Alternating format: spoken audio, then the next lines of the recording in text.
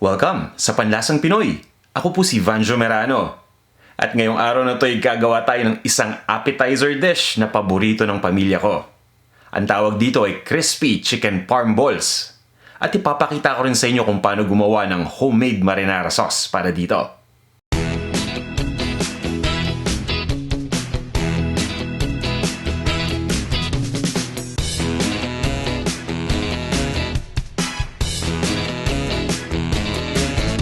Ito yung mga ingredients na gagamitin natin para sa recipe na to. Para sa chicken parm balls, ground chicken o yung giniling na manok. Kailangan din natin dito ng Panko breadcrumbs. Pwede tayong gumamit ng ordinaryong breadcrumbs dito. Ito naman yung mozzarella cheese. Hiniwa lang natin into cubes. Ito yung 3 peraso ng itlog. All-purpose flour o yung harina. Grated na Parmesan cheese. Ground black pepper, at asin. At bukod dito, kakailanganin din natin gumamit ng mantika. Ito naman yung mga ingredients para sa marinara sauce. Kailangan natin ng diced tomato, ng tomato paste. Ito naman yung chopped na parsley, flat leaf parsley ang gamit ko dito. Kailangan din natin ng white wine. Pwede tayong gumamit ng Chardonnay o ng Pinot Grigio. Ito naman yung onion o yung sibuyas. Hiniwa lang natin ng maliliit na peraso. Bawang.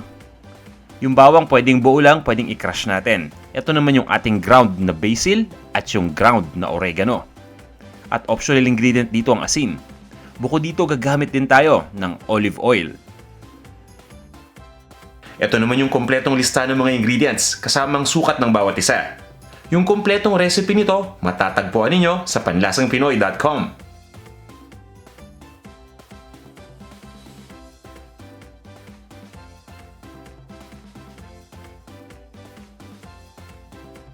Kung handa na kayo, tara, umpisa na natin to.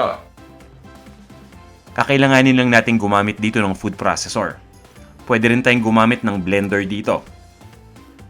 Ito yung diced tomato, ilagay na natin. Ang sukat nito ay 14.5 ounces. Ilagay na din natin dito yung tomato paste. Itong tomato paste ay nakakatulong para magpalapot dito sa ating marinara sauce. Ito naman yung ground na dried basil. Pwede rin tayong gumamit ng sariwang dahon ng basil dito. At ito naman yung ground na dried oregano. Ganun din, pwede tayong gumamit ng sariwang oregano dito. Ito naman yung ating sariwang dahon ng parsley.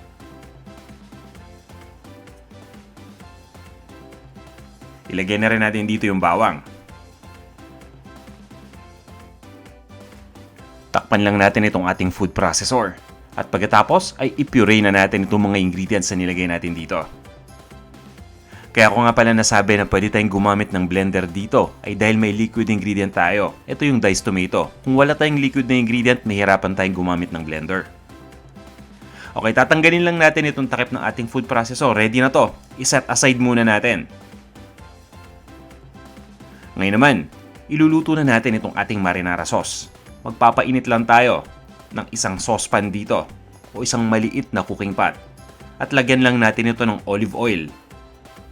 Pwede tayong gumamit ng extra virgin olive oil na katulad nito o ng ordinaryong olive oil lang.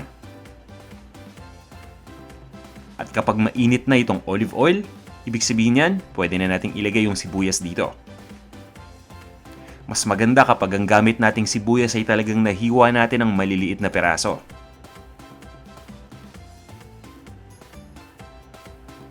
Itutuloy lang natin ang pag-isa dito sa sibuyas hanggang sa tuluyan na itong lumambot. Pwede tayong gumamit dito ng puting sibuyas o ng dilaw na sibuyas. Ngayon naman ay dahan-dahan nating ibubuhos dito yung ating tomato mixture. Ito yung na-puree na natin. At siguraduhin lang natin na sinisimot natin yung ating food processor para walang masayang. Karaniwan dito kumukuha lang ako nitong spatula. Yan, at okay na to. Itutuloy lang natin ang pagluto dito.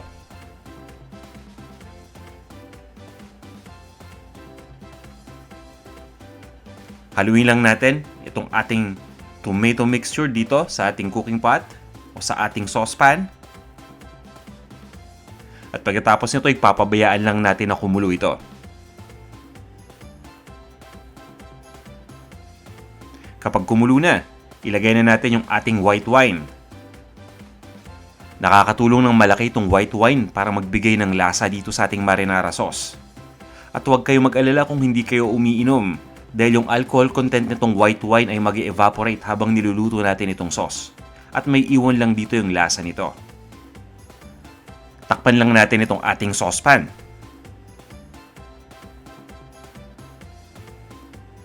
Itutuloy lang natin ang pagluto dito between low to medium heat ng mga 15 minutes o 15 minuto.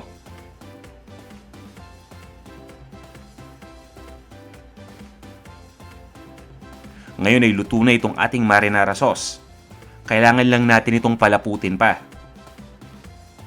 Ang ginagawa ko dito ay pinapabayaan ko lang na nakabukas itong ating saucepan at lulutuin lang natin ito, itutuloy lang natin ang pagluto hanggang sa mag-reduce na ito into half.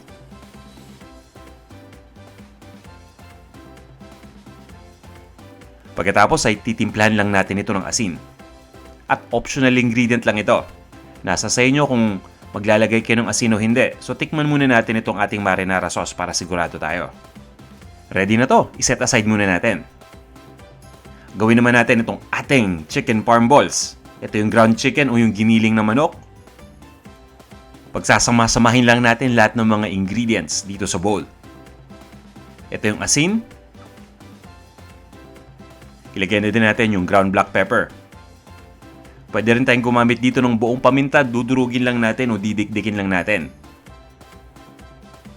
Ito naman yung Parmesan cheese. Kaya ito tinawag na chicken parm. In short for chicken parmesan. Kalahati lang yung ilalagay ko, yung kalahati ilalagay natin mamaya dun sa breadcrumbs. At ito yung breadcrumbs. Hindi natin ito uubusin, 1/3 lang ang ilalagay ko dito. 1/3 ng total amount na nasa mga 1/2 cup. Ilalagay na din natin dito yung itlog. Magkakrak lang tayo ng isang perasong itlog dito. Itong itlog, pati na rin yung panko breadcrumbs na nilagay natin, yung tinatawag na binders. Itong binder yung mga ingredient na tumutulong nang sa ganun ay hindi maghiwalay-hiwalay yung ating ground chicken dito. Haluin lang natin itong mabuti. Mas maganda kung ifo-fold natin itong mixture para mas madali.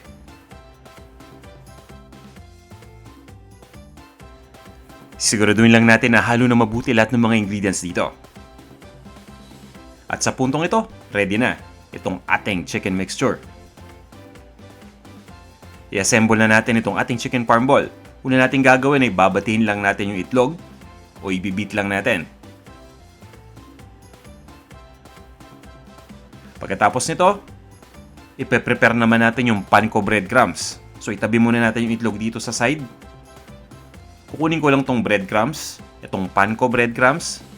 Yung natira dito ay 1 cup, yung ginamit natin kanina na hinalo natin dun sa manok ay 1/2 cup. Ipaghahalo lang natin ito dito sa natirang Parmesan cheese. Ginagawa natin ito para mas maging malasa itong ating niluluto. Naglagay na tayo ng Parmesan cheese kanina sa manok. At naglagay pa tayo ngayon dito sa breadcrumbs. So, di ba? Doble yung lasa nito. Haluin lang natin mabuti. I-set aside muna natin ito. Ngayon naman, pwede na tayong gumawa ng chicken parm balls. Magsuscoop lang tayo nitong ating chicken mixture. Gumagamit lang ako nitong ice cream scoop para uniform yung size ng ating mga bola-bola dito. Ilalagay natin sa gitna yung mozzarella cube. Ito yung mozzarella cheese na hiniwa lang natin into cubes. Pagkatapos i-cover lang natin itong mozzarella cheese nitong ating chicken mixture. Ganyan kasimple. At medyo malagkit yung manok dito habang nirorolyo natin. So natural lang yan. Ang gagawin natin ngayon ay i-dredge lang natin ito sa all-purpose flour. Mapapansin niyo na habang nasa flour ito, mawawala na yung lagkit. Pagkatapos nito, ilalagay lang natin dito sa beaten egg mixture. Yun nga lang, kapag nilagay na natin dito sa beaten egg mixture, lalagkit na naman to. Pero okay lang yan. Yan talaga yung proseso niyan. Siguraduhin lang natin na na-coat na ng itlog yung lahat ng bahagi nitong ating chicken ball. At ang pinakahuling gagawin natin dito, kukunin natin yung mixture ng Panko breadcrumb. At i-dredge lang natin ito. Dito naman sisiguraduhin lang natin na nilagyan na ng Panko breadcrumbs yung buong bahagi ng chicken ball. Pwede rin natin itong i-press ng dahan-dahan nang sa ganun ay lalong dumikit yung Panko breadcrumbs dito. Siguraduhin lang natin na hindi ma-deform yung chicken ball. Yan, ready na to. Ilalagay lang natin ito dito sa plato. At itutuloy lang natin yung same step hanggang sa maubos na lahat ng ating ingredients.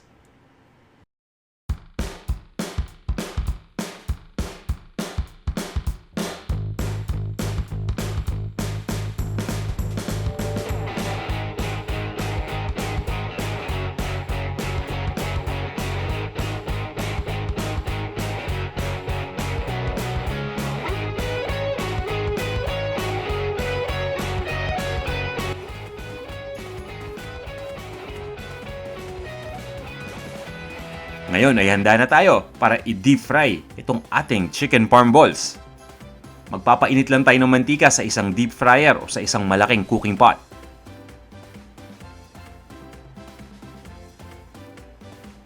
I-arrange na natin yung ating chicken parm balls dito. Gumagamit ako ng deep fryer para mas convenient. Pero hindi nyo naman talaga kailangan gumamit nito. Kung wala kayong deep fryer, malalim na cooking pot lang, okay na yan. Iinitin lang natin yung mantika ng hanggang 330 degrees Fahrenheit. At pagkatapos, i-deep fry na natin ito. Ang pagluto dito ay between 6 to 8 minutes. So pagdating ng 6 minutes, tingnan muna natin. Kung golden brown na, okay na yan. Pero kung hindi pa, pwede nating ituloy yung pagluto. At sa puntong ito, tamang-tama lang yung pagkakaprito natin. So hahanguin lang natin dito sa ating deep fryer. Papatuloy lang natin yung mantika. At pagkatapos, ililipat lang natin ito sa isang serving plate. Pero sa ngayon, ilalagay muna natin sa plato na may paper towel. Nakakatulong tong paper towel para ma-absorb pa yung mantika ng tumutulo dito para hindi ito kumalat. Itutuloy lang natin yung pag-deep fry ng isang batch pa ng chicken parm balls na natira. Pagkatapos, pwede na natin ilipat ito sa isang serving plate. I-serve na natin kasama ng ating homemade marinara sauce.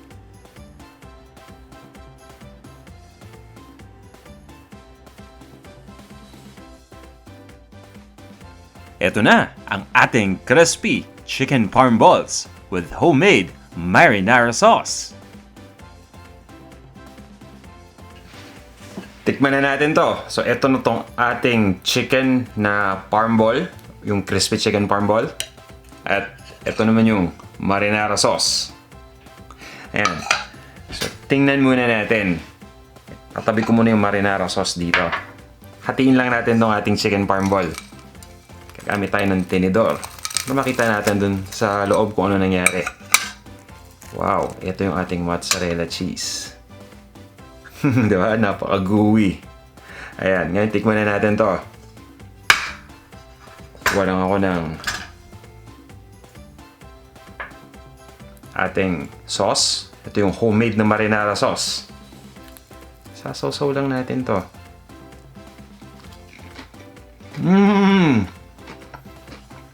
Grabe, ang sarap-sarap.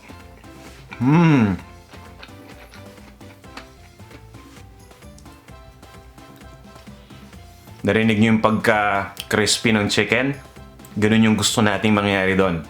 Bawat nguya natin, talagang nagka-crunch, no? So, crispy, crunchy.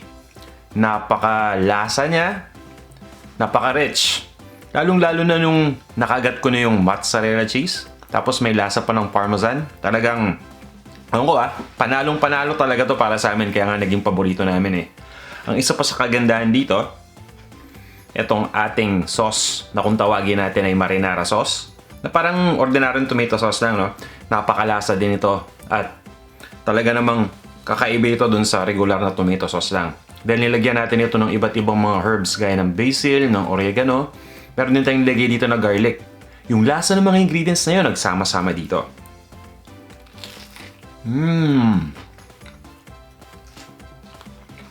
Yum. Sana subukan nyo rin itong ating recipe. Sigurado ako magugustuhan nyo rin ito.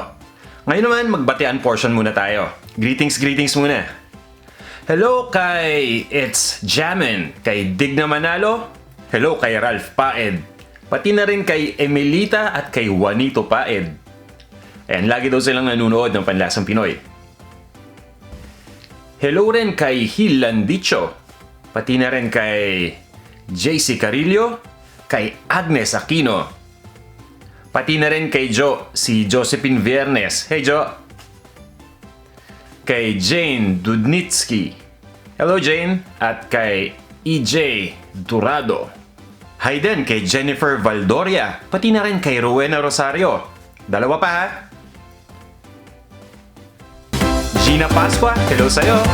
At hello rin sa'yo, JR Panganiban. Kung gusto ninyong masama rin dito sa ating greetings portion, sana ay mag-comment lang kayo dito sa video na to. At pagkatapos, abangan niyo yung susunod nating video. At kung nagustuhan niyo itong ating video, sana kung okay lang, paki-like naman po ito. Malaking tulong sa atin yan.